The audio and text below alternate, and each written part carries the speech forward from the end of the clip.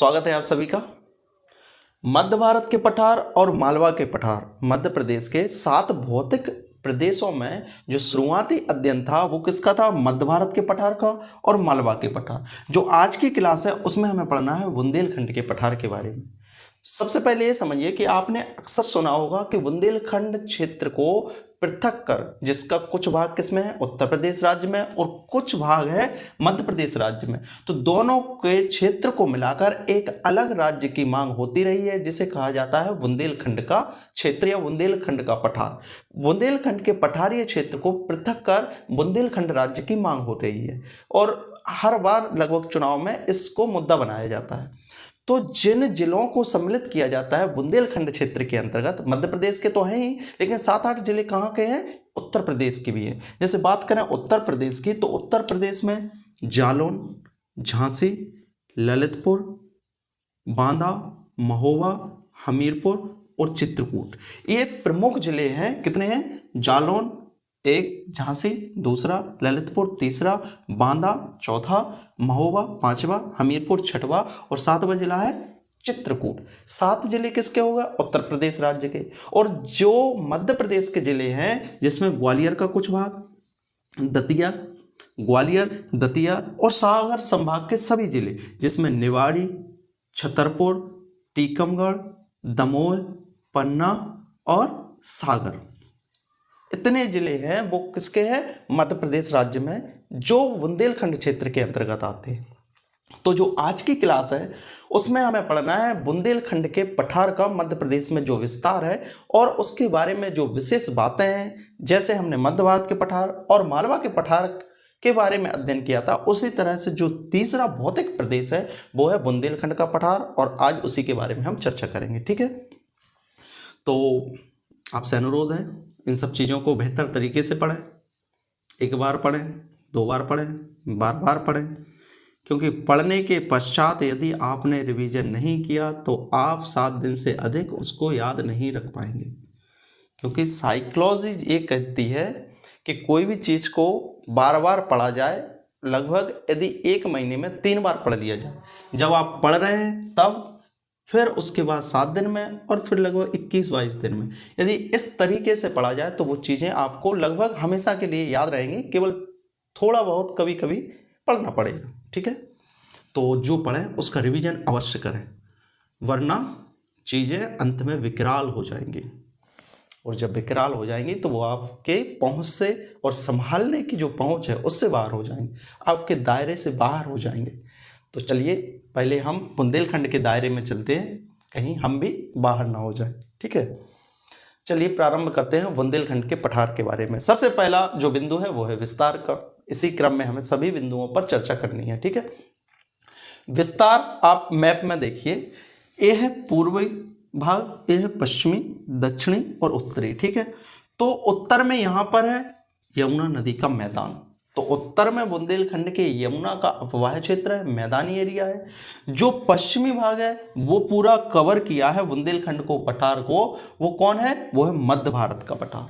ठीक है, यदि बात करें दक्षिण पश्चिम की तो मालवा का क्षेत्र, उत्तर पूर्व, जो उत्तर पूर्वी वाला क्षेत्र है वो रीवा पन्ना का पठार है, और जो पूर्वी क्षेत्र है वहां पर उत्तर प्रदेश राज्य की सीमाएं लगती हैं। तो ये हो गया उनका क्षेत्रीय विस्तार। अब बात करेंगे कि कौन कौन से जिले बुंदेलखंड के अंतर्गत आते हैं, तो वो मैंने बता ही दिए। ग्वालियर के कुछ भाग, बहुत कम क्षेत्र, ठीक है, क्योंकि ग्वालियर है जो उसका अधिकांश जो क्षेत्र है वो मध्य भारत के पठार के अंतर्गत आता है। ठीक है, तो मध्य भारत के पठार और बुंदेलखंड के पठार दोनों में ग्वालियर जिले का विस्तार है। तो बुंदेलखंड के पठार में ग्वालियर का कुछ भाग, दतिया जिला, निवाड़ी जो कि टीकमगढ़ से ही अलग हुआ है, तो निवाड़ी और टीकमगढ़ दोनों, उसके बाद छतरपुर, सागर, दमोह और पन्ना, इतने जिले आते हैं बुंदेलखंड क्षेत्र के अंतर्गत। ठीक है, अब बात करें इनके निर्माण प्रक्रिया की, तो मैंने बताया था बुंदेलखंड उपक्रम, आर्कियन क्रम की जो चट्टानें होती हैं, जो पुश्तैनी चट्टान है और विंध्यन क्रम की चट्टान है, तो दोनों इस वाले क्षेत्र में पाई जाती हैं। बुंदेलखंड जो उपक्रम है चट्टानों का, आर्कियन क्रम की चट्टानों का ही एक उपक्रम है। कौन कौन से थे? चारनोकाइट और बुंदेलखंड, दोनों उपक्रम किसके थे? ये थे आर्कियन क्रम की चट्टानों के। तो आर्कियन क्रम की चट्टानों के अपर्दन अपक्षय से, और यहाँ पर विंध्याचल पहाड़ी भी है, तो यहाँ से जो नदियाँ निकलती हैं वो भी अपने साथ अपवाह क्षेत्र में अनेक जो अपर्दन और अपक्षय की क्रियाओं के परिणाम स्वरूप अनेक निक्षेपण करती हैं। किस वाले क्षेत्र में? बुंदेलखंड के क्षेत्र में अवसादीकरण करती हैं। तो इस वाले क्षेत्र में जिन चट्टानों के कारण बुंदेलखंड का निर्माण हुआ है वो है आर्कियन क्रम की बुंदेलखंड उपक्रम और ग्रेनाइट नीज की चट्टानों के अपर्दन अपक्षय से। ठीक है, विशेषताओं की बात करें तो इसका आकार आप देखेंगे, जो आकार है वो कैसा है? चंद्राकार, जैसे सप्तमी का चंद्रमा होता है, सप्तमी का चंद्रमा, पूर्णिमा का चंद्रमा पूरा होगा, स्वाभाविक सी बात है।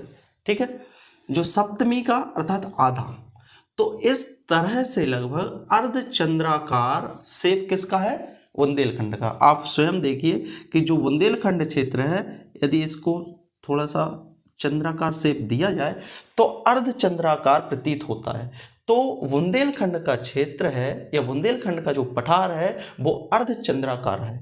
उसका आकार कैसा है? अर्ध चंद्रमा के समान, आधे चंद्रमा के समान, जो सप्तमी का चंद्रमा होता है उसी के जैसा है। ठीक है, दूसरी बात, ये जो क्षेत्र है पूरा मैदानी इलाका है, अधिकांशतः भाग लगभग 70% यह समतल प्राय मैदान है। यहाँ पर जो पहाड़ियाँ हैं वो उतनी अधिक नहीं है। तो यह जो बुंदेलखंड क्षेत्र है इसका अधिकांश भाग लगभग 70% भाग उसकी औसत ऊंचाई 300 मीटर से भी कम है। ठीक है, इसलिए इसे मैदानी क्षेत्र कहा जाता है। या इसका 1/3 भाग, 70% लगभग 1/3 भाग मान सकते हैं, 1/3 भाग समतल प्राय मैदान के रूप में विस्तृत है। ठीक है, दो बातें हो गई।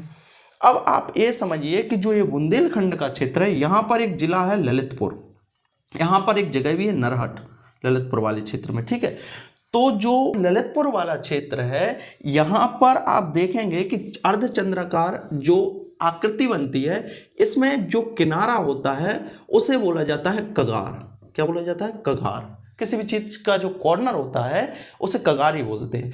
तो जो कगारी क्षेत्र है जिसे कहा जाता है नरहट, नरहट की कगार इसी क्षेत्र में स्थित है। जैसे मध्य भारत के पठार था, उसमें एक जो क्षेत्र था चंबल में, चंबल के बीहड़ जो किस में स्थित थे? वो थे मध्य भारत के पठार में। उसी तरह से नरहट की कगार है वो कौन से क्षेत्र में स्थित है? बुंदेलखंड के पठार में स्थित है। ठीक है, यह प्रश्न आ चुका है कि नरहट की कगार कहाँ पर स्थित है, तो वो कहाँ पर है? बुंदेलखंड के पठार में। अधिकांशतः इसका भाग समतल प्राय मैदान है, लगभग 1/3 या 70%, जिसकी जो औसत ऊंचाई है 300 मीटर से कम है। और जो बाकी 30% है उसमें कहीं कहीं पहाड़ी क्षेत्र पाए जाते हैं।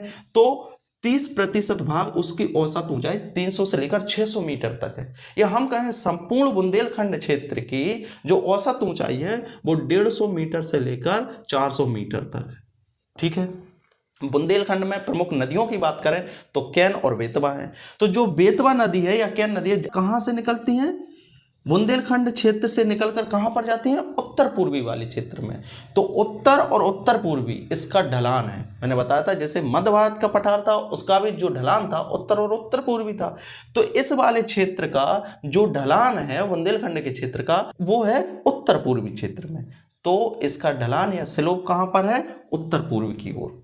ठीक है, इसी में आप देखेंगे आपको ये जो ब्लैक कलर की कुछ स्थलाकृति दिख रही है, एक कहाँ पर विस्तृत है? मालवा के पठार में, कुछ रीवा पन्ना के पठार में भी है, और इसी का कुछ विस्तार है बुंदेलखंड के पठार में। जब आप जो विंध्याचल और जो सतपुड़ा श्रेणी है दोनों के बारे में चर्चा करेंगे अभी बाद में।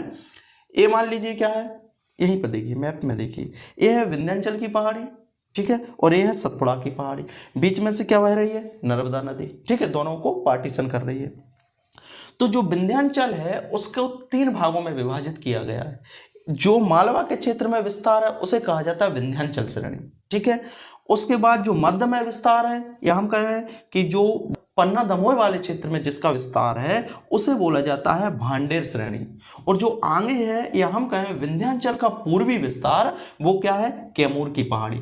तो यदि ये विंध्याचल है तो इसी का उत्तर पूर्व की ओर जो विस्तार है वो कहलाता है भांडेर श्रेणी, और इसी का जो पूर्वी विस्तार है आगे बिहार तक है इसका, तो उसे बोला जाता है कैमूर श्रेणी। ठीक है, और ये कहलाएगा विंध्याचल। अब इस बात को समझिए, जो भांडेर है, भांडेर स्पेशली दतिया, छतरपुर, पन्ना से मिलकर बनता है भांडेर वाला भाग, जो यहाँ पर विस्तृत है, किसमें, बुंदेलखंड के उत्तर पूर्वी की ओर। तो विंध्याचल का जो उत्तर पूर्वी विस्तार है वो है भांडेर श्रेणी, और भांडेर में ही स्थित है इस क्षेत्र की सर्वोच्च चोटी, जिसे कहा जाता है सिद्ध बाबा। सिद्ध बाबा दतिया जिले में 1172 मीटर ऊंची बुंदेलखंड क्षेत्र की सर्वोच्च चोटी है। यह प्रश्न आ चुका है, बहुत ही इंपॉर्टेंट है, ठीक है। जैसे मैंने बताया था, मालवा के पठार पर अनेक पहाड़ियां और चोटियां पाई जाती है, जिसमें जानापाव, सिगार चोटी जो सर्वोच्च चोटी थी। मालवा के पठार की सर्वोच्च चोटी सिगार चोटी 881 मीटर ऊंची वो पाई जाती है मालवा के पठार में विंध्याचल पर्वत श्रेणी पर। विंध्याचल पर्वत श्रेणी पर यहाँ पर इंदौर में कौन सी है, इंदौर के महू में वो है सिगार चोटी, ठीक है, पिछली क्लासेस में बता दिया था। तो उसी तरह से विंध्याचल का जो उत्तर पूर्वी विस्तार है भांडेर श्रेणी, तो वो किस में आती है, बुंदेलखंड के पठार के क्षेत्र में, और इसकी सर्वोच्च चोटी है वो है सिद्ध बाबा। इसकी ऊंचाई है 1172 मीटर, ठीक है, दतिया जिले में स्थित है। यह प्रश्न भी आ चुका है, ठीक है। अब बात करें यहाँ के जलवायु और मृदा की। जो मृदा है, आप देखेंगे कि यहाँ पर विंध्यन क्रम की और आर्कियन क्रम की चट्टानें पाई जाती हैं, तो दोनों के अपर्दन और अपक्षय से यहाँ पर मिश्रित लाल काली मृदा पाई जाती है। अर्थात हम स्पेसिफिकली ये नहीं कह सकते कि वो लाल मृदा है, पीली मृदा है, काली मृदा है या जलोढ़ मृदा है, या फिर जैसे मालवा के पठार में प्रमुख रूप से कौन सी मृदा पाई जाती थी, काली मृदा, क्योंकि वहां पर लावा चट्टानों से उसका निर्माण हुआ है। जबकि यहाँ की मृदा मिश्रित मृदा पाई जाती है, उसे कहा जाता है मिश्रित लाल काली मृदा, बुंदेलखंड के क्षेत्र में पाई जाती है। स्पेशली हम बात करें जलवायु की, जब बात जलवायु की आती है तो उसमें ताप और वर्षा का अध्ययन किया जाता है कि यहाँ पर तापमान कितना होगा, वर्षा कैसी होगी। यहाँ पर जलवायु पाई जाती है वो महाद्वीपीय जलवायु है। दो तरह की जलवायु होती है, महासागरीय और महाद्वीपीय। तो महासागरीय उसे बोलते हैं जो समुद्रीय या महासागरीय तटों के किनारे स्थित क्षेत्र है, वहां पर महासागरीय जलवायु पाई जाती है। जबकि जो मध्य प्रदेश है वो कैसा है, लैंडलॉक्ड, स्थलबद्ध।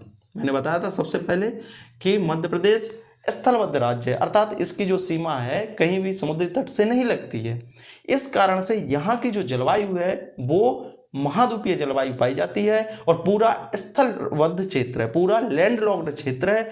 तो महाद्वीपीय जलवायु की एक खासियत होती है कि यह गर्मियों में अधिक गर्म और ठंड में अधिक ठंडा। तो महाद्वीपीय जलवायु जो यहाँ पर पाई जाती है बुंदेलखंड के पठारी क्षेत्र में, तो उसकी एक विशेषता है, नाम तो है महाद्वीपीय जलवायु, लेकिन उसकी विशेषता क्या है कि गर्मी में बहुत अत्यधिक गर्मी और ठंड में बहुत अत्यधिक ठंड, ठीक है। तो गर्मियों में यहाँ पर 45-46 डिग्री सेल्सियस तक टेम्परेचर सामान्य पहुँच जाता है, जबकि ठंड में यहाँ पर 4-5 डिग्री सेल्सियस तक हो जाता है, ठीक है। खजुराहो वाला जो क्षेत्र है वो इसी बुंदेलखंड क्षेत्र के अंतर्गत आता है। अब बात करेंगे यहाँ पर तापमान और वर्षा की। तापमान तो मैंने बता दिया 42-46 डिग्री, और जो तापमान है ठंड में वो है 5 से 10। वर्षा यहाँ पर कम होती है, लगभग 75 सेंटीमीटर से कम। अब वो बात समझिए कि यहाँ पर वर्षा कम क्यों होती है। आप स्वयं अनुमान लगाइए कि जो ये वाला क्षेत्र है यहाँ तक पहुँचते पहुँचते चाहे फिर बंगाल की खाड़ी की शाखा हो और अरब सागर की शाखा तो यहाँ तक पहुँच ही नहीं पाती है। तो बंगाल की खाड़ी की शाखा यहाँ पहुँचते पहुँचते अपनी सारी नमी त्याग देती है, वो इन्हीं वाले क्षेत्रों में अपनी सारी नमी यहीं त्याग देती है, छोड़ देती है। तो इस कारण से जो दक्षिण पूर्वी वाला भाग है वहाँ पर तो बहुत अधिक बारिश हो जाती है, लेकिन यहाँ पर 2 माउंटेन भी उसको फेस करने हैं। कौन कौन से?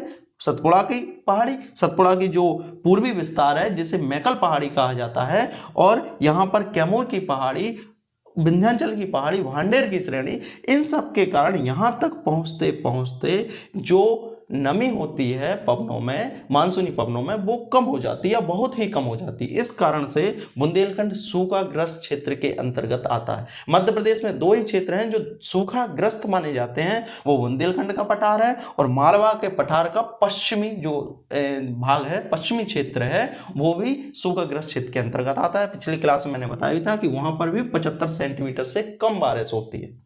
तो इसी कारण से जब शुरुआत में बुंदेलखंड की जो समस्या थी वो प्रमुख समस्या यही थी कि यहाँ पर पेयजल उपलब्धता को बढ़ाया जाए, या सिंचाई की परियोजनाएं जो शुरुआत हुई थी वो भी अधिकांशतः बुंदेलखंड क्षेत्र से शुरू हुई थी। बुंदेला राजाओं ने भी शुरुआत में जो तालाबों का निर्माण करवाया था वो भी बुंदेलखंड के क्षेत्र में ही करवाया था, इसी वजह से करवाया था। ठीक है, इसी समस्या को दूर करने के लिए एक परियोजना प्रारंभ की गई है जिसे कहा गया है केन बेतवा लिंक परियोजना, जिसमें एक दोदन डैम बनाया जाएगा, एक बांध बनाया जाएगा दोदन डैम छतरपुर में, और केन और बेतवा दोनों को जोड़ दिया जाएगा, जिसके कारण जो बेतवा का पानी है उसे केन में ट्रांसफर किया जा सके। तो इस कारण से केन बेतवा लिंक परियोजना प्रारंभ की जा रही है बुंदेलखंड के क्षेत्र में। इसके बारे में फिर से चर्चा करेंगे वैसे जब नदियों का जो टॉपिक है वो आएगा, केन बेतवा लिंक परियोजना के बारे में। उसी कारण से जो एक अभ्यारण्य है पन्ना टाइगर रिजर्व वो भी इसी की चपेट में आ रहा है। इसी कारण से जो दुर्गावती टाइगर रिजर्व है, 7वां मध्य प्रदेश का 7वां टाइगर रिजर्व है, रानी दुर्गावती, वीरांगना दुर्गावती, जो सागर, नरसिंहपुर और दमोह वाले क्षेत्र में स्थित है, नौरादई अभ्यारण्य है, उसी को टाइगर रिजर्व के रूप में विकसित किया जाएगा। तो जो पन्ना टाइगर रिजर्व है वहां से विस्थापित किया जाएगा अनेक प्रजातियों को, जो जीवों की प्रजातियां हैं उन्हें कहां पर, टाइगर और अन्य प्रजातियों को विस्थापित किया जाएगा रानी दुर्गावती टाइगर रिजर्व में। तो बहुत सारी बातें हैं बताने को, लेकिन जो ये बातें हैं बुंदेलखंड के क्षेत्र के संदर्भ में वो आपको बहुत बेहतर तरीके से समझ में आई होंगी। जो अगली क्लास है उसमें हमें पढ़ना है रीवा पन्ना के पठार के बारे में। तब तक के लिए बहुत बहुत शुक्रिया, मिलते हैं अगली क्लास में। ठीक है।